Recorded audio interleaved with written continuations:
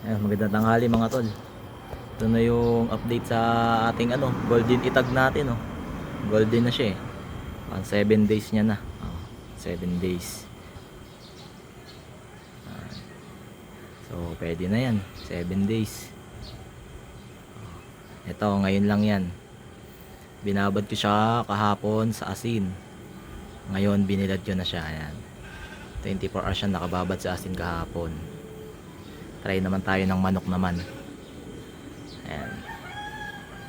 So, pulang-pula pa siya. Okay.